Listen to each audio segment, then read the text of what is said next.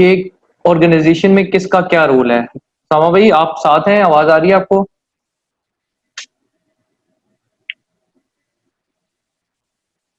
राव उसामा भाई आपने ज्वाइन कर लिया?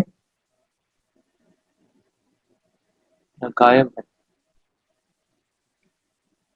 nonetheless, what who does what in organizations, तो कौन बंदा ऑर्गेनाइजेशन में क्या काम करता है ये हमने देखना है, इसको कंसिडर करना है। तो सबसे पहली कहानी शुरू कहाँ से होती है कि आपकी कंपनी में एक एम्प्लॉयर पार्टी है, राइट? एम्प्लॉयर एम्प्लॉयर किसे कहते हैं आमिर भाई? कंपनी को सर। कंपनी को रिप्रेजेंट करता है। जब मैं एम्प्लॉयर का वर्ड कहता हूँ इसका मतलब है मैं कंपनी को रिप्रेजेंट कर रहा हूँ, ठीक है? जी सर। और being a company, being an employer, क्या जिम्मेदारियां होती हैं एम्प्लॉयर की? हमने पढ़ी थी जी। जी कल हमने ये पढ़ी थी। मतलब सर इसमें बहुत सारी चीजें आती है। सबसे पहले तो जिस तरह वर्कर की वेलफेयर के मुतल्लिक है, ठीक हो गया सर।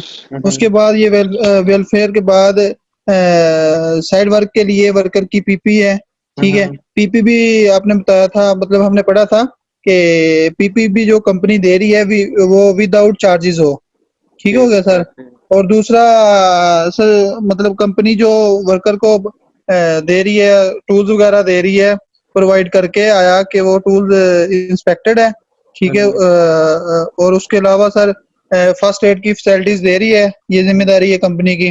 और उसके अलावा सर जिस वर्क प्लेस के ऊपर काम कर रहे हैं, मतलब के HSC का डिपार्टमेंट को उसकी इतला है, मतलब कि जहाँ पे वो काम चल रहा है वो परमिट टू वर्क है, ठीक हो गया सर। और दूसरा सर ये वर्कर को अपना ट्रेनिंग देने के मतलब है, मतलब ट्रेनिंग देने की जिम्मेदारी ये एम्प्लॉय के अंदर आती है। सही है। उसामा भाई आप कुछ ऐड करेंगे? सर दोबारा पूछिए क्योंकि मेरा नेट डिस्कनेक्ट हो गया था, दोबारा रिकनेक्ट हुआ तो मैं एम्प्लॉयर की बात कर रहे हैं ना, एम्प्लॉयर कंपनी को रिप्रेजेंट कर रहे होते हैं, एम्प्लॉयर पार्टी। जी कंपनी की क्या जिम्मेदारी है? क्या जिम्मेदारी? कंपनी की जिम्मेदारियां आपने जो कल हमने डिस्कस किया था वही वेलफेयर फैसिलिटीज आ गई हैं, और क्या कहते हैं safe equipments and tools provide करना प्रॉपर तौर पे, यानी कि वो जो IITS हो गया वो प्रॉपर तौर पे उनको देना। दूसरा ये कि पीपीज वगैरह से ये हो गया, बाकी के नॉलेज उनको देना कि अपना भी ख्याल रखना है, दूसरों का भी ख्याल रखना है। पर जो यानी कि हम ज़ाहिर मिसाल के तौर पे क्लाइंट के साथ काम करें, जो उनका एरिया उनके प्रेमिसेस है उसको भी सेफ रखना है, डैमेज नहीं करना, एनवायरनमेंट को भी डैमेज नहीं करना, और ये कि अपने यानी कि अपने किसी एक्ट से किसी दूसरे को भी नुकसान नहीं पहुंचाना। सही हो गया। तो हमें ये बात में समझ में आती है कि एम्प्लॉयर, पहले एम्प्लॉयर देखते हैं। एम्प्लॉयर की एक प्रॉपर डेफिनेशन यहाँ बता रहे हैं कि एम्प्लॉयर इज अ पर्सन और ऑर्गेनाइजेशन दैट एम्प्लॉयज पीपल, यानी जो लोगों को हायर करती है, राइट? जो लोगों को हायर करके उनको कंपनी को डायरेक्शन देती है, जो कंपनी का विजन सेलेक्ट करती है कि कंपनी ने क्या काम करना है। ऑब्वियसली ये रिप्रेजेंटेटिव होते हैं कंपनी के। अगर कोई, मैं किसी को एम्प्लॉयर कहता हूं तो एम्प्लॉयर का मतलब ये नहीं होता कि कोई एक बंदा है जो कंपनी को चला रहा है, ठीक है? ये पूरी कॉर्पोरेट बॉडी को रिप्रेजेंट करती है। उसमें एक बंदा भी हो सकता है, उसमें नंबर ऑफ पीपल जो बोर्ड ऑफ गवर्नेंस में होते हैं वो भी हो सकते हैं। अब कोई भी इशू आता है, अगर कोई लीगल इशू आते हैं तो कंपनी को रिप्रेजेंटेशन जो भी कर रहा होगा टॉप मैनेजमेंट का बंदा, उसके खिलाफ केस होगा या कंपनी के खिलाफ केस होगा, ठीक है? एम्प्लॉयर की रिस्पॉन्सिबिलिटी क्या है? हमने देखा कि कन्वेंशन रिकमेंडेशंस में, जैसे हम ऑलरेडी देख चुके हैं, कि वर्कर की सेफ्टी के हवाले से जितने भी इकदाम करने होते हैं, जिसमें प्रॉपर पीपीज प्रोवाइड करना, जो मशीनरी प्लांट एंड इक्विपमेंट है उसकी सेफ्टी को इंश्योर करना कि that it is safe and without risk to health. हमने ये देखना है कि अगर कोई काम हो रहा है तो उस काम के दौरान वेलफेयर फैसिलिटीज क्या प्रॉपर अवेलेबल हैं कि नहीं है वेलफेयर वर्कर्स को, क्या वहां पे प्रॉपर प्रोसीजर्स अपनाए जाते हैं, information, instruction, training, supervision worker को दी जाती है काम से मुतालिक, ठीक है? सेफ इन्वायरमेंट क्रिएट की जाती है कि नहीं। तो इस तरह के हमने पॉइंट देखे थे। इंटरनेशनल स्टैंडर्ड्स को फॉलो करना, लेजिस्लेशन को, कानून को फॉलो करना, ये सब एम्प्लॉयर की रिस्पॉन्सिबिलिटी में आता है। लेकिन आपको भी पता है कि एक कोई भी बड़ी कंपनी है वो विदाउट ऑर्गेनाइजेशन या विदाउट देयर मैनेजमेंट कुछ भी नहीं है। एक बंदा तो कंपनी नहीं चलाता ना, या एक कंपनी किसी ने एक बंदे ने अगर स्टार्ट की अपने विजन से, तो उसको कोई मैनेजमेंट चाहिए जो उसको चला रही होगी, ठीक है? टॉप मैनेजमेंट चाहिए जिससे वो कंसल्ट करेगा, आइडियाज लेगा, जिससे कंपनी का एक मैक्रो विजन और फिर एक माइक्रो विजन वो डिस्क्राइब करेंगे कि बड़े लेवल पे कंपनी क्या काम करेगी और फिर आगे जाके कंपनी क्या काम करेगी। तो यहाँ पे क्या बता रहे हैं कि एम्प्लॉयर की अल्टीमेट रिस्पॉन्सिबिलिटी है हेल्थ एंड सेफ्टी को इंश्योर करना, ठीक है, जिसमें कोई भी अगर साइट पे आता है सिर्फ वर्कर्स नहीं है, विजिटर्स भी हो सकते हैं, कॉन्ट्रैक्टर्स भी हो सकते हैं, मैन्युफैक्चरर भी हो सकते हैं, जो भी बंदा काम करता है कंपनी में उसकी सेहत की हिफाजत करना है, हेल्थ की हिफाजत करना है, एम्प्लॉयर की रिस्पॉन्सिबिलिटी है। लेकिन एम्प्लॉयर क्या है? एम्प्लॉयर मैनेजमेंट को रिप्रेजेंट कर रहा है, एम्प्लॉयर कंपनी को रिप्रेजेंट कर रहा है। तो उसमें हमारे पास एक टॉप मैनेजमेंट है, मिडिल मैनेजमेंट है और फिर लोअर मैनेजमेंट है, ठीक है। टॉप मैनेजमेंट, मिडिल मैनेजमेंट और लोअर मैनेजमेंट का पार्ट आता है, जिसमें आपके पास मैक्रो लेवल पे डिसीजन मेकिंग होती है, फिर माइक्रो लेवल पे और फर्दर माइक्रो लेवल पे जाके आपके पास डिसीजन मेकिंग होती है। इससे मतलब क्या मेरा, आपकी जब कंपनी काम कर रही होती है तो टॉप में कुछ एमडी का वर्ड आपने सुना होगा, मैनेजिंग डायरेक्टर्स या डायरेक्टर्स होते हैं जो कंपनी को चला रहे होते हैं। इनका काम विजन देना है, इनका काम प्रोसीजर्स बनाना है, इनका काम यह है कि कंपनी को डायरेक्शन देते हैं कि कंपनी क्या काम करेगी, प्रायोरिटी सेट करते हैं, बजट इनके हाथ में होता है, ठीक है, पैसा इनके हाथ में होता है, सिस्टम का सेटअप इनके हाथ में होता है सारा चलाना। लेकिन ये सिर्फ अपने एनुअल टारगेट्स सेट करते हैं कि हमने 1 साल में क्या अचीव करना है, हमने 5 सालों में क्या अचीव करना है, 10 सालों में क्या अचीव करना है, उसके लिए हमें क्या क्या इकदाम चाहिए, कितना बजट चाहिए, क्या प्रोसीजर चाहिए, एक्सेट्रा, क्या इक्विपमेंट चाहिए। लेकिन इसको प्रैक्टिकली इंप्लीमेंट करने के लिए उनको लोअर मैनेजमेंट की जरूरत पड़ेगी, राइट। लाइन मैनेजर वगैरह। अब जो लाइन मैनेजर्स या सुपरवाइजर्स होते हैं वो day to day operational activities को मैनेज कर रहे होते हैं। फॉर एग्जांपल कंपनी का विजन है कि कंपनी ने जैसे एंग्रो कंपनी की एग्जांपल है, पाकिस्तान में आपने नाम सुना होगा एंग्रो का, ठीक है। तो एंग्रो कंपनी अभी फूड इंडस्ट्री में अब बहुत इन हो चुकी है, लेकिन आज से 10-15 साल पीछे चले जाएं तो आपको नेस्ले आपकी पाकिस्तान की मार्केट में प्रोमिनेंट नजर आती होती थी। इसी एग्जांपल ये है कि आप लोगों को पता है पहले ये मिल्क पैक वगैरह ही चलते होते थे, टेट्रा पैक जो दूध होते हैं, ठीक है। आजकल मार्केट में आपको ऑलपर्स मिल्क नजर आता होगा बहुत ज्यादा, ठीक है। आप लोग जो पाकिस्तान में हैं या पाकिस्तान से गए हुए हैं उनको पता है कि मार्केट में ऑलपर्स मिल्क ज्यादा नजर आ रहा है। अब एंग्रो ने क्या किया है, एंग्रो ने एक स्टैंडर्ड सेट किए, उसके लिए मैनेजमेंट बनाई, उन लॉन्ग टर्म टारगेट्स रखे कि हम ये टारगेट अचीव करेंगे, वो मैक्रो लेवल पे टारगेट रखे। लेकिन उसको माइक्रो लेवल पे इंप्लीमेंट करने के लिए उनको डे टू डे ऑपरेशंस को मैनेज करने के लिए लोअर मैनेजमेंट चाहिए होती है, यानी प्रैक्टिकली काम को अमल दरामद करने के लिए, ठीक है। Got this point?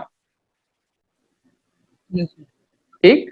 तो आपके जो टॉप मैनेजमेंट है, जो डायरेक्टर मैनेजिंग डायरेक्टर्स हैं या जो डायरेक्टर्स हैं, ठीक है, टॉप में आपके एमडी है जो कंपनी से लाने वाला है, जिसको सीईओ भी कहते हैं। डायरेक्टर्स लेवल पे काम जाके आपके सीनियर मैनेजर भी इन्हें कहते हैं। ये क्या करते हैं, ऑर्गेनाइजेशन को उसकी डायरेक्शन बताते हैं कि हाँ भाई हमने जो अपनी कंपनी बनाई है उसकी ये डायरेक्शन है, ये हम अचीव करना चाहते हैं, हमारी फर्स्ट प्रायोरिटी पे ये चीज है, तरजीह हम इसको देते हैं, सेकंड तरजीह हम इसे देंगे, थर्ड तरजीह हम इसे देंगे। उसके हवाले से काम ऐसे नहीं हो जाता। काम करने के लिए आपको प्रॉपर बजटिंग चाहिए, रिसोर्सेज चाहिए, पैसा चाहिए, ह्यूमन रिसोर्स भी चाहिए और फाइनेंशियल रिसोर्स भी चाहिए। तो आपको प्रॉपर रिसोर्सेज चाहिए एक कंपनी को स्टार्ट करने के लिए, और उस कंपनी को चलाने के लिए काबिल लोग चाहिए, कॉम्पिटेंट लोग चाहिए, जिनको उस काम के हवाले से नॉलेज होगी, इंफॉर्मेशन होगी। आप एक काम है आपने अगर करना है, आप अपनी साइट वगैरह पे जो लोग एक्सपीरियंस लोग हैं साइट पे काम कर रहे हैं, तो अगर आप आप रैंडमली एक काम कह दो ना कि ये काम होना चाहिए कल, तो वो काम कभी भी नहीं होने लगा। आपको किसी ना किसी बंदे को जिम्मेदार ठहराना पड़ता है, या सुपरवाइजर्स को कहना पड़ता है, या किसी मैनेजर को कहना पड़ता है कि साइट पे ये इशू है, इस इशू को हमने एड्रेस करना है। तो रिस्पॉन्सिबल पर्सन को बताना, जिम्मेदारी किसी के कंधों पे डालना, बजाय इसके कि आप ओपन इशू छोड़ दो, ठीक है। तो you have to allocate responsibilities, ठीक। और ये जो टॉप मैनेजमेंट है इसकी ही जिम्मेदारी आती है जो भी लीगल इश्यूज होंगे उनको डील करना। किसी का कोई मसला हो जाता है ऑर्गेनाइजेशन में, किसी इंडिविजुअल को इंजरी आ जाती है तो उसको कंपनसेशन देना, सब इन्हीं टॉप मैनेजमेंट की जिम्मेदारियों में से है। जबकि आप मुझे बताएं, ये टॉप मैनेजमेंट के आपके पास पॉइंट सामने भी हैं, थोड़ी हमने डिस्कशन भी कर ली है। ये अगर काम करिए तो मिडिल मैनेजमेंट क्या करेगी? What is the role of middle management? Rao भाई आप बताएं क्या रोल होगा मिडिल मैनेजमेंट का? सर मेरे मिडिल मैनेजमेंट जो यानी टारगेट वगैरह जो हमारे मैनेजर्स हो गए सेट करेंगे, गोल सेट करेंगे, मिडिल मैनेजमेंट उनको एग्जीक्यूट करवाएगी सर। तो डे टू डे ऑपरेशंस को मैनेज करेगी, सही। और इसके अलावा चले जी ऑपरेशनल मैनेजमेंट तो हो एग्जीक्यूट गया, करवाएगी फिर टारगेट। ठीक है। और चेक करती रहेगी कि हम कंपनी के टारगेट से अलाइंड हैं कि नहीं है, कंपनी के जो मैक्रो गोल्स थे क्या हम उनकी तरफ बिल्कुल जा रहे हैं। बिल्कुल। और जो टॉप मैनेजमेंट है वो इसी को रिव्यू करेगी और अपने टारगेट से मैच करेगी कि what we have set in our targets, whether we are going to achieve it और whether we are lacking behind, कि क्या हम उसको अचीव कर पाएंगे कि क्या अभी हमें और मेहनत करने की जरूरत है। ये मिडिल मैनेजर और सुपरवाइजर का आपको रोल आ गया, जिसको ये मिडिल मैनेजमेंट के नाम से बता रहे हैं। Middle manager and supervisor are involved in day-to-day operational running of the organization, so are responsible for health and safety standard within the operations under their control. इसका मतलब यह है कि जो टॉप मैनेजमेंट है वो हर डिपार्टमेंट के लाइन मैनेजर्स रखेगी, ठीक है। यो या जूनियर मैनेजर भी आप इन्हें कह सकते हैं, लाइन मैनेजर रखेगी। हर डिपार्टमेंट का जो मैनेजर होगा वो अपने डिपार्टमेंट के हवाले से रिस्पॉन्सिबल होगा, अपने डिपार्टमेंट के हवाले से उससे जवाब तलबी की जा सकती, ठीक है। हर मैनेजर के नीचे आपको पता है मल्टीपल सुपरवाइजर होंगे जिनसे वो अमली तौर पे काम ले रहा होगा, सुपरवाइजर के नीचे भी इंप्लॉइज होते हैं जो काम को सरंजाम देते होते हैं। तो इस तरह basically top to bottom management system काम कर रहा होता है, ठीक है। अभी तक हमें बात ये समझ है कि टॉप मैनेजमेंट है जिसके हाथ में बजट है, वो बजट एलोकेशन करती है, रिसोर्सेज एलोकेट करती हैं, पैसा लगाती हैं, इसलिए पैसा लगाती हैं कि वो अपने फाइनेंशियल गोल्स को अचीव कर सकें। उस गोल्स को अचीव करने के लिए उनको एक कॉम्पिटेंट टीम चाहिए जो इम्प्लीमेंटेशन करवा सके। इम्प्लीमेंटेशन बेसिकली ये मिडिल मैनेजर्स और सुपरवाइजर्स ही करवाते हैं जो कि डे टू डे ऑपरेशंस को मैनेज कर रहे होते हैं। अब एक टॉपिक है आपके सामने, shared responsibilities of joint occupier of premises.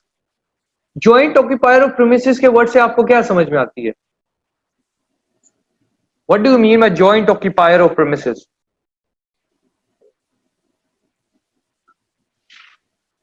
देखिए जॉइंट ऑक्यूपायर, ऑक्यूपायर का मतलब है कि एक ही जगह काम कर रहे हैं, ठीक है, जॉइंट ऑक्यूपायर्स हैं। और प्रीमिसेस मतलब एक हदूद के अंदर दो या दो से ज्यादा कंपनीज अगर काम कर रही हो तो उनकी शेयर्ड रिस्पॉन्सिबिलिटीज क्या होंगी, उनकी क्या जिम्मेदारियां होंगी, ठीक। आमिर भाई आप जरा इस पर डिस्कस करेंगे कि अगर दो कंपनियां एक जगह काम कर रही हैं, ठीक है, तो क्या जिम्मेदारियां उन पे होंगी दोनों कंपनी को, उनके वर्कर्स के हवाले से, काम के हवाले से, सेफ्टी के हवाले से, आपके ख्याल में? मतलब सर एक ही जगह पे दो कंपनी अगर काम कर रही हैं? जी, दो कंपनी एक ही प्रीमिसेस में, एक ही हदूद में काम कर रही है। एक कंपनी लिफ्टिंग का काम करती है, एक कंपनी वहीं पे इलेक्ट्रिकल का काम कर रही है।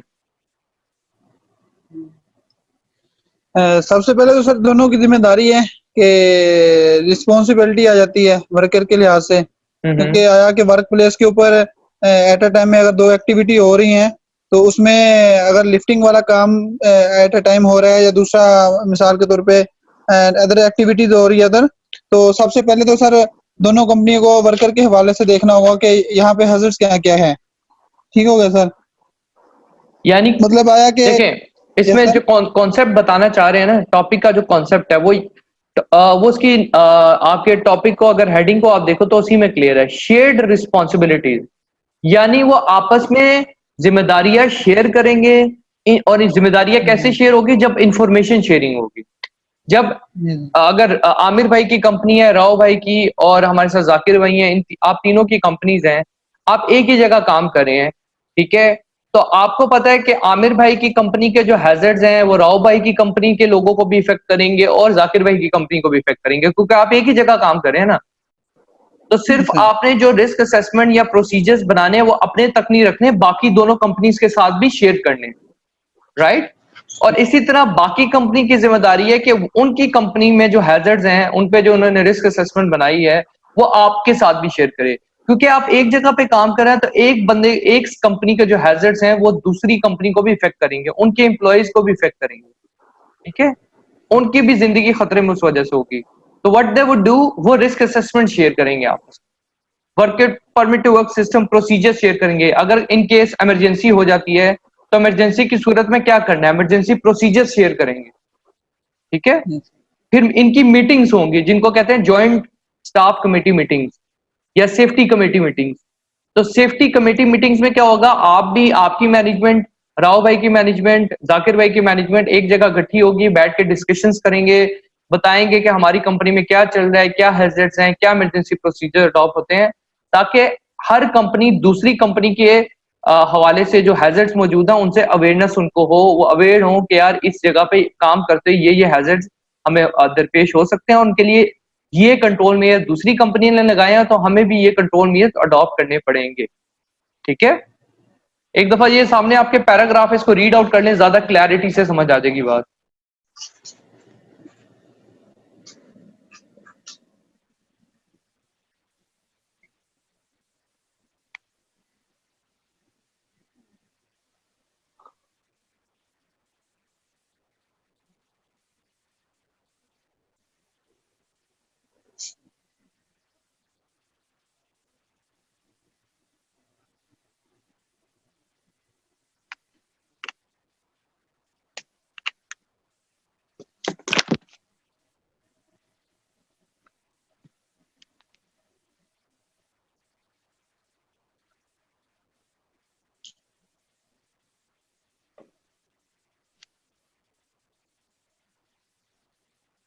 ठीक है भैया, तो ये इंफॉर्मेशन, प्रोसीजर, हर तरह का प्रोसीजर शेयर होगा, रिस्क असेसमेंट शेयर होगी, और मीटिंग्स में वो आपस में इंफॉर्मेशन शेयरिंग करेंगे।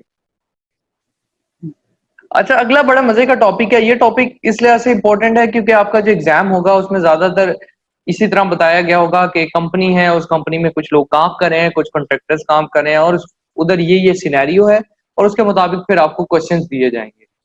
अब आपका जो टॉपिक है वो है कॉन्ट्रैक्ट मैनेजमेंट के हवाले से या कॉन्ट्रैक्टर मैनेजमेंट के हवाले से।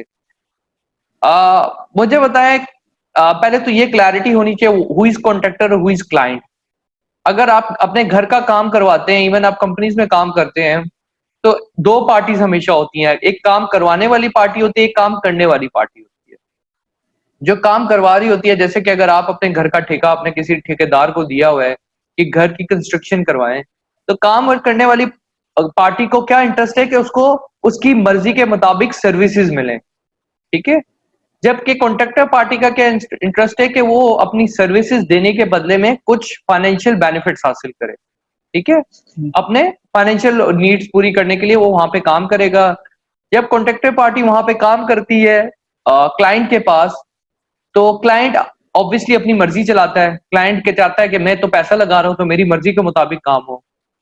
तो क्लाइंट ये जरूर चाहेगा, अगर सेफ्टी से रिगार्डिंग बात करूं, तो क्लाइंट ये जरूर चाहेगा कि जो भी कॉन्ट्रैक्टर पार्टी मेरी साइड पे काम करती है वो सेफली काम करे, क्योंकि ये उसके अपने इंटरेस्ट में है कि अगर वो कॉन्ट्रैक्टर पार्टी सही तरह से काम नहीं करेगी, ठीक है, और कोई इंजरी हो जाती है, कोई हादसा हो जाता है, कोई प्रॉपर्टी डैमेज हो जाती है, आग लग जाती है, गैस लीकेज हो जाती है, तो उस सूरत में नुकसान किसको होगा? क्लाइंट को होगा, क्योंकि क्लाइंट की जगह पे काम हो रहा है, उनके लोग भी इंजर्ड होंगे, उनके प्लांट इक्विपमेंट को भी डैमेज पहुंचेगा।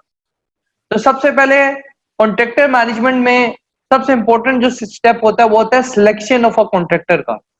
आपने कॉन्ट्रैक्टर सिलेक्ट करना है। ठीक है, ये सबसे इंपॉर्टेंट काम है। किसी भी क्लाइंट ने अगर कोई डिसाइड किया कि हमें साइट पे ये काम चाहिए, तो वो अपना कॉन्ट्रैक्टर सिलेक्ट करते हैं। ठीक है, अब मुझे आप लोग बताएं कि कॉन्ट्रैक्टर सिलेक्ट करते हुए अगर आपकी कंपनी है और आप अपनी कंपनी के लिए कॉन्ट्रैक्टर सिलेक्ट करें हैं, तो उस कॉन्ट्रैक्टर में किन खूबियों को आप देखेंगे कि ये खूबी इस कॉन्ट्रैक्टर में होनी चाहिए, तब मैं इसको सिलेक्ट करूंगा, सेफ्टी के पॉइंट ऑफ व्यू को ध्यान में रखते हुए। राव भाई,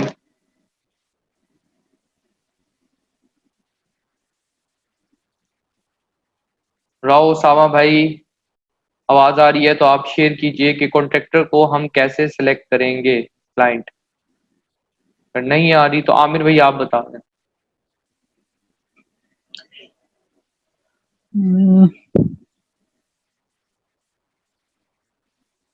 आपने पहले तो सर, जी जी जी सर, बताएं बताएं जी सर बोले। नहीं, बताएं आप। जी सर, क्लाइंट तो सबसे पहले यही चाहेगा कि मैं जिस कॉन्ट्रैक्टर को सिलेक्ट कर रहा हूँ उसका मार्केट के अंदर क्या है, उसकी वैल्यू क्या है। ठीक है, उसके बाद जो वर्कर है वो कितने स्किल्स हैं, या वो कंपनी रजिस्टर्ड है। ठीक है, और HEC के मतलब सेफ्टी के मतलब सर इधर कोई भी अगर काम करता है तो वो पिछले प्रोजेक्ट को देखते हैं कि गुड, ये ये चीज ये कैसा काम कर रहे हैं मार्केट के अंदर, ऐसे ठीक है। ही। और दूसरी चीज एक है कि सर कि ये मार्केट के अंदर ये कंपनी रजिस्टर्ड भी है। जाकिर भाई, आप कुछ ऐड करना चाहेंगे? आपके ख्याल में एक कॉन्ट्रैक्टर को जब सेलेक्ट किया जाता है तो क्लाइंट को क्या क्या चीजें देखनी चाहिए?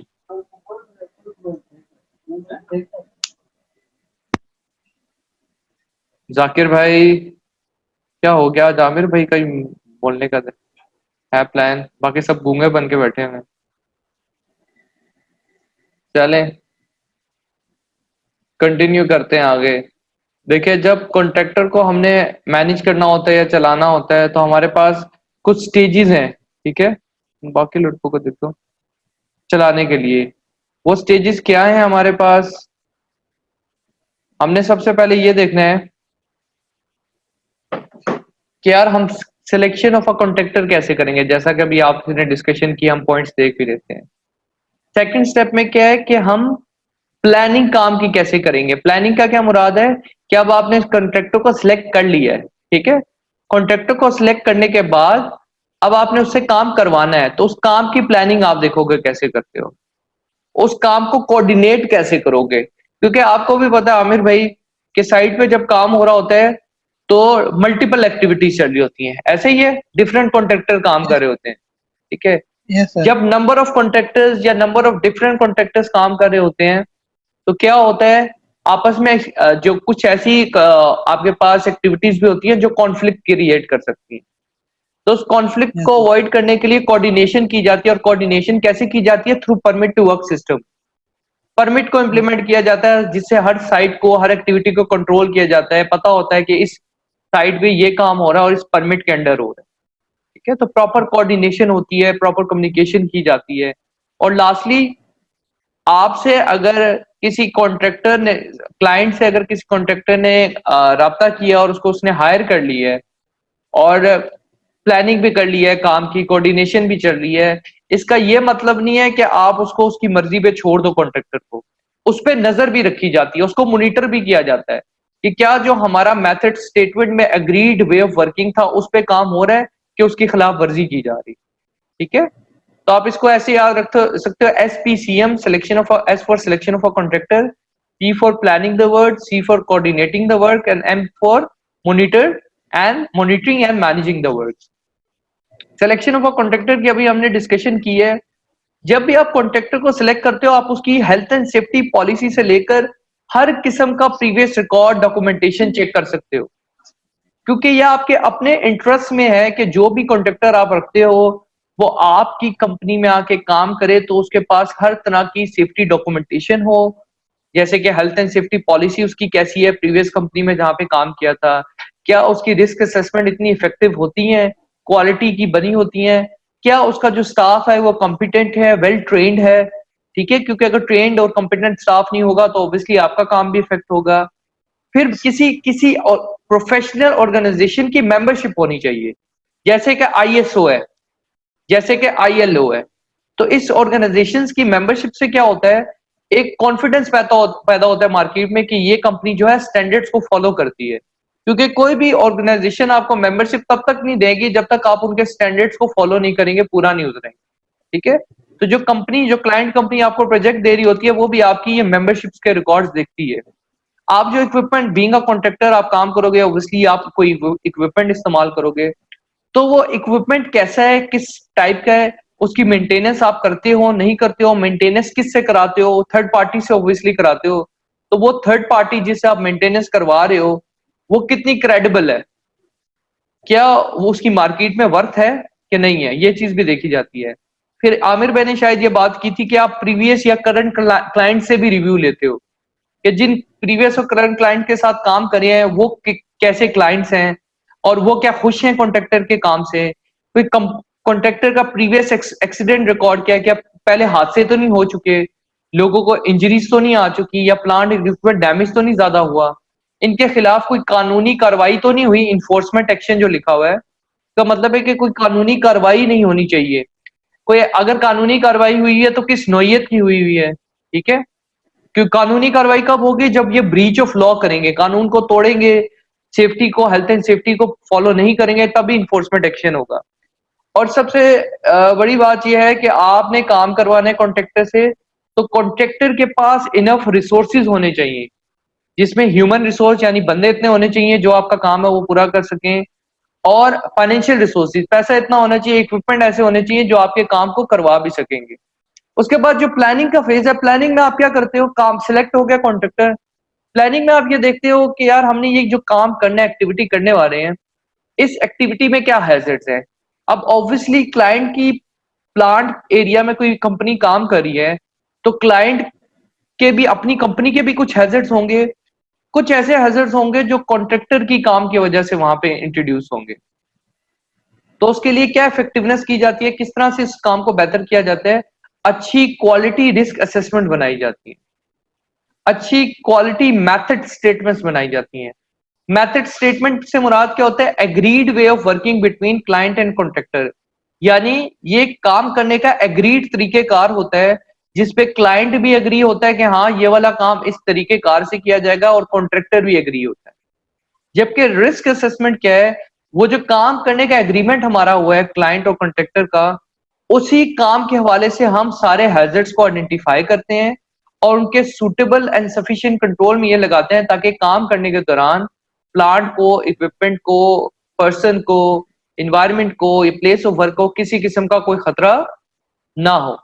ठीक है, नेक्स्ट स्टेप हमारे पास आता है कोऑर्डिनेशन का। कोऑर्डिनेशन से मुराद क्या है कि आप आपस में किस तरह से चलते हो, क्लाइंट और कॉन्ट्रैक्टर, क्या आपस में आपकी काम की कोऑर्डिनेशन है? रैंडमली काम तो नहीं होता। कोऑर्डिनेशन इंश्योर ही परमिट से होती है।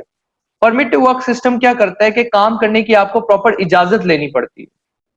ठीक है, किससे इजाजत लेनी पड़ती है? कॉन्ट्रैक्टर काम कर रहा है ना, तो कॉन्ट्रैक्टर को क्लाइंट से इजाजत लेनी होगी, और वो उसके लिए proper permit to work system होता है, एक पूरा पेज होता है। ठीक है, डॉक्यूमेंटेशन साथ मेंटेन की जाती है, जो आप कॉन्ट्रैक्टर पार्टी है वो क्लाइंट के पास जाके परमिट लेती है और फिर उसको इम्प्लीमेंट कराती है। परमिट के बारे में आमिर भाई थोड़े से डिस्कस करें, किस तरह से परमिट इम्प्लीमेंट होता है? सर जी, सबसे पहले तो मतलब के काम की नौयत को देखा जाएगा कि हमने काम किस नौयत का करना है।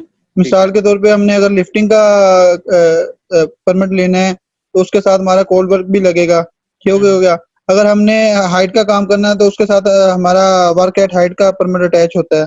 ठीक है सर, ये मतलब कि वर्क प्लेस के हिसाब से या लोकेशन के हिसाब से काम की नौयत के ऊपर डिपेंड करता है कि हमें किस चीज का परमिट चाहिए। सही है, और परमिट में हम हर तरह के हैजर्ड को आइडेंटिफाई करके उसके कंट्रोल मेजर्स ले रहे होते हैं ना, तो इसीलिए और फिर ये भी देख रहे होते हैं जब परमिट लेने जाते हैं, परमिट इश्यूअर ये जो इश्यू करने वाला था, यानी क्लाइंट की जो पार्टी वाला बंदा है, वो ये देखता है लाजमी कि जिस जगह पे ये काम करने लगे हैं उस जगह पे पहले से तो कोई एक्टिविटी नहीं चल रही। ठीक है, ताकि जो एक्टिविटीज है वो कॉन्फ्लिक्ट ना करें आपस में। एक टाइम पे आप दो एक्टिविटीज एक जगह पे ना कर रहे हो। ठीक है, फॉर एग्जाम्पल आपने खुदाई करनी थी, आपकी कंपनी का काम था एक्सकवेशन करने का, और दूसरी एक और कंपनी है जिसने अंडरग्राउंड पाइपलाइन बिछानी थी। वो अंडरग्राउंड पाइपलाइन वाली जो कंपनी है वो पहले पहुंच गई है और आप बाद में पहुंचे हो खुदाई करने के लिए। तो ऑब्वियसली ईश्वर ये देखेगा कि जिस जगह पे ये जा रहे हैं वहां पे एक्सकवेशन का काम हुआ है कि नहीं हुआ। बाद में ही वो पाइपलाइन बिछा सकेंगे ना, जब तक एक्सकवेशन नहीं होगी, खुदाई नहीं होगी, तो वो पाइपलाइन कहां से बिछाएंगे? तो इस तरह से राजा साहब समटाइम्स ऐसा भी होता है कि दो एक्टिविटीज एक साथ चलाना लाजमी हो जाता है। समटाइम्स ऐसा भी होता है, जैसे कि मिसाल के तौर पे मैं एग्जांपल देता हूँ आपको। जैसे हमारा यहाँ पाइपिंग का काम हो रहा है तो उसको सपोर्ट लगाने के लिए स्कैफोल्डर्स की जरूरत पड़ती है। स्कैफोल्डिंग टीम और पाइपिंग टीम दोनों मिलकर काम करती है, और साथ वो जो पाइप को होल्ड किया होता है वो क्रेन ने किया होता है, रिगिंग टीम भी साथ काम कर रही है। दो तीन एक्टिविटीज मिलकर फिर ये ऐसे भी समटाइम्स चलता है। नहीं, ये तो चलता है ना, लेकिन यहाँ पे वर्ड यूज है कॉन्फ्लिक्ट का। इंश्योरिंग एक्टिविटीज डोंट कॉन्फ्लिक्ट, तो कॉन्फ्लिक्टिंग एक्टिविटीज हमने एक जगह नहीं होने देते। मैंने इसलिए एग्जांपल आपको ऐसी दी है, मैंने आपको एग्जांपल ऐसी दी है कि आप एक्सकवेशन हुई नहीं है और वहां पे पाइपलाइन बिछाने चले गए, तो पहले एक्सकवेशन होगी तो पाइपलाइन बिछेगी ना। ठीक है, बिल्कुल कुछ काम तो, इसको जो आप काम कह रहे हो उसको कहते हैं सिमॉप्स, साइमल्टेनियस ऑपरेशंस। ठीक है, साइमल्टेनियस ऑपरेशंस भी हमें जरूरत होते हैं। एक क्या, हमें 10-10 एक्टिविटी साथ साथ करवानी पड़ती है साइड पे, लेकिन वो कॉन्फ्लिक्टिंग नहीं होती। ठीक है, ऐसी एक्टिविटी नहीं होती जिसके एक एक्टिविटी से दूसरी को खतरा हो। ये ऐसी एक्टिविटी नहीं होती कि एक पहले जिसकी जैसे आपने यूनिवर्सिटी में पढ़ा हुआ है, कुछ प्री रेक्विजिट्स होते हैं जिसको पढ़ के आप अगला सब्जेक्ट पढ़ सकते हो, ठीक है। बिल्कुल। तो ये प्री रेक्विजिट देखा जाता है कि यार ये काम हुआ है, इसके बाद ही ये काम होगा, तो ईश्वर इस चीज को मैनेज कर रहा होता है। फिर कुछ क्लाइंट अपना काम हो सकता है वहां पे कर रहा हो, क्लाइंट की अपनी एक्टिविटीज ऐसी चल रही हो, नॉर्मल रूटीन की एक्टिविटीज जिसको क्लाइंट डिस्टर्ब ना करना चाहता हो, तो वो आपको टाइम देगा कि यार हम तब तक अपने काम को मैनेज कर लेंगे, ये परमिट आज नहीं होगा, ये 2 दिन बाद होगा, ठीक है। तो ऐसी एक्टिविटीज जिनमें कॉन्फ्लिक्ट आ सकता है उसकी आपस में कोऑर्डिनेशन की जाती है। और क्योंकि multiple contractors at a time site पे काम कर रहे होते हैं, तो ये इसी तरह परमिट टू वर्क सिस्टम से ही ईश्वर को पता लगता है कि कौन सा कॉन्ट्रैक्टर किस जगह पे क्या काम कर रहा है, और उसके मुताबिक वो परमिट किस किस को इशू कर सकता है और किसको इशू नहीं कर सकता। लास्टली आपके पास आता है मॉनिटरिंग। देखिए कोई भी काम है सिर्फ कह देना, प्रोसीजर बना देना इनफ नहीं होता, ये इंपॉर्टेंट स्टेप जरूर है। आपको तसल्ली तब होती है जब आप खुद मॉनिटर करते हो, जाके देखते हो। आप किसी ठेकेदार को घर बनाने के लिए दे देते हो, पैसे दे देते हो, सब इकदाम कर लेते हो, लेकिन इसका ये मतलब नहीं आप घर टांग पे टांग रख के बैठ जाते हो। आप क्या करते हो, जाके देखते रहते हो, रोजाना नजर रखते हो, काम सही हो रहा है, प्लस्तर सही हो रहा है, ईंटें सही लग रही हैं, पेंट अगर का काम दिया पेंटिंग सही हो रही है, और अगर टाइल्स का काम दिया टाइलें सही बिठा रहा है कि नहीं बिठा रहा है। तो इससे क्या होता है कि आपका जो एग्रीमेंट हुआ होता है अपने कॉन्ट्रैक्टर के साथ, उसको इंश्योर कर रहे होते हो कि वो जो कॉन्ट्रैक्ट की क्लॉजेज है वो एज इट इज फॉलो हो रही हैं या नहीं हो रही, ठीक है। तो दैट्स हाउ यू मैनेज। आप देख, आपका अगर कॉन्ट्रैक्टर आपकी जो अग्रीड मेथड स्टेटमेंट उसको फॉलो करे, वेल एंड गुड, तो आप उसको कहोगे, अप्रिशिएट करोगे। लेकिन अगर नहीं करे तो आप क्या करोगे, क्लाइंट को ये पूरा इख्तियार होता है, वो किसी भी टाइम काम को रुकवा सकता है जिस काम को वो समझता है कि ये अनसेफ प्रैक्टिसेस हो रही है, ये अनसेफ काम हो रहा है, ठीक है। अच्छा, लास्टली आपके पास एक्सरसाइज है जो हमने अभी तक की है चीजें, तो मुझे बताएं। पहला आपके पास क्वेश्चन है, to whom does an employer owe a duty with regard to health and safety. Question का मतलब ये है कि एम्प्लॉयर हेल्थ एंड सेफ्टी से रिगार्डिंग किस किस का रिस्पॉन्सिबल है हेल्थ एंड सेफ्टी करने का। तो एक तो अपने एम्प्लॉयज का रिस्पॉन्सिबल है कि उनकी उसने हेल्थ एंड सेफ्टी करनी है। उसके अलावा किन किन लोगों की सेफ्टी को इंश्योर करना होता है एम्प्लॉयर ने। सर वो जो क्लाइंट्स की परमिसेस यानी कि जिस एरिया प्रेमिसेस क्या, राव भाई आवाज नहीं आ रही आपकी। आमिर भाई आप बोले। सर देखिए काफी दफा ये बात हमारी डिस्कस भी हुई है सर सेफ्टी का जाता है कि सबसे पहले वो अपने एम्प्लॉय की सेफ्टी का ख्याल रखेगा, फिर उधर कोई विजिटर आ रहे होंगे उनकी सेफ्टी का भी उसने ख्याल रखना है, कोई कॉन्ट्रैक्टर का बंदा आ गया है तो कॉन्ट्रैक्ट की सेफ्टी का बंदा ख्याल भी रखना है। उसके अलावा फिर आपके पास अगर कोई स्पेशल कैटेगरी मैन्युफैक्चरर आ गया, मैन्युफैक्चर की सेफ्टी का भी ख्याल रखना है। जनरल पब्लिक अगर वहां पे मेंबर ऑफ द पब्लिक कोई आसपास है तो उसकी सेफ्टी का भी ख्याल रखना है। तो अपने एम्प्लॉयज का तो रखना ही रखना है, जो विजिटर्स हैं, कॉन्ट्रैक्टर्स हैं, मैन्युफैक्चरर्स हैं जो वहां के विजिट करते हैं, कोई general member of the public है तो उनकी सेफ्टी का भी ख्याल रखना है। सेकंड क्वेश्चन है कि डायरेक्टर जो है, डायरेक्टर्स मतलब जो top management, top tier management है, वो किस तरह हेल्थ एंड सेफ्टी को इन्फ्लुएंस करते हैं। जी जनाब, किस तरह करते हैं हेल्थ एंड सेफ्टी को influence.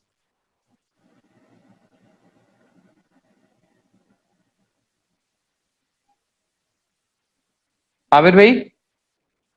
Ji sir. Top management health and safety को किस तरह इन्फ्लुएंस करती है। इन्फ्लुएंस मीन सर, मतलब असरअंदाज किस तरह होती है, किस तरह मौसर काम लेती है वो हेल्थ एंड सेफ्टी के रिगार्डिंग।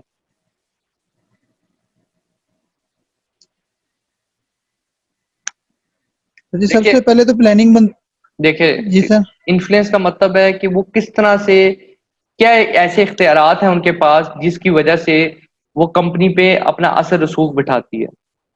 तो इस तरह इफेक्ट करती है कि भाई टॉप मैनेजमेंट के पास ही सारा पैसा है, ठीक है, लोगों को हायर भी इन्होंने करना है, लोगों को उनकी रोल्स एंड रिस्पॉन्सिबिलिटीज भी इन्होंने बतानी है, इन्होंने ही इंश्योर करना है कि कॉम्पिटेंट लोग हायर हों, इन्होंने इंश्योर करना है कि जो मैनेजर हायर कर रहे हैं वो भी सेफ्टी के रिगार्डिंग अवेयरनेस रखते हो, ट्रेनिंग रखते हो। तो जो आपका टॉप डायरेक्टर है, अगर वही कमिटेड नहीं होगा या अपनी लीडरशिप शो नहीं कराएगा, कमिटमेंट से मुराद है वो पैसा खर्च करने को तैयार नहीं है सेफ्टी में, टॉप मैनेजमेंट, ठीक है, या वो इसको बिल्कुल प्रायोरिटी नहीं देता सेफ्टी को, तो ऑब्वियसली आपकी सेफ्टी इंश्योर नहीं होगी। In order to implement health and safety, आपके टॉप मैनेजमेंट से कमिटमेंट शो होनी चाहिए, वो अपनी लीडरशिप स्किल्स शो करवाएंगे, रिसोर्सेज एलोकेट करेंगे, प्रोसीजर्स डेवलप करवाएंगे, लोगों को रिस्पॉन्सिबिलिटीज असाइन करेंगे और क्लियर रिस्पॉन्सिबिलिटीज असाइन करेंगे, कॉम्पिटेंट लोगों को हायर करेंगे बजाय इनकम्पिटेंट लोगों को हायर करना। क्लियर है? ठीक है। वर्कर की रिस्पॉन्सिबिलिटी जनाब डिस्कस की थी हमने बड़ी डिटेल में, क्या क्या रिस्पॉन्सिबिलिटी होती है वर्कर की? तो वर्कर की रिस्पॉन्सिबिलिटी से मतलब 3-4 चीजें हमने इसके ऊपर डिस्कस की थी। सबसे पहले तो सर वर्कर मतलब के अपना अपना ख्याल रखे और दूसरों का ख्याल रखे। अपना ठीक हो ख्याल गया? रखे और उसके साथ जो लोग काम कर रहे हैं, इंश्योर द सेफ्टी ऑफ हाँ, himself and the workers working around him. Yes sir. और वर्क प्लेस के ऊपर कोई भी अगर अपना हैजर्ड है तो उसके मुतल्लिक अपने एचएससी डिपार्ट को या अपने सुपरवाइजर को इतला करे उस चीज की। ठीक हो गया? उसके अलावा सर मतलब के साइट के ऊपर अगर एनीवन कोई भी काम कर रहा है तो 100% टाई ऑफ हो। ठीक है। और उसके अलावा मतलब के प्रॉपर मतलब गाइडलाइन टाई ऑफ से को आप स्पेसिफाई कर देते हैं, अभी हम जनरल बात करें तो आपको यूं बताना चाहिए कि हर किस्म के हैजर्ड को आइडेंटिफाई करे और रिपोर्ट करे, कोई भी हादसा देखता है उसको रिपोर्ट करे, ठीक है, इंस्ट्रक्शंस को फॉलो करे, इक्विपमेंट को सेफली यूज करे, ये चीजें हैं। ठीक है, अभी ये टाइम खत्म हो रहा है तो आप लोग रीजॉइन करेंगे, ठीक है, इसी लिंक से दोबारा रीजॉइन करें। लास्ट मिनट चल रहा है तो फिर हम दोबारा डिस्कशन कंटिन्यू करते हैं।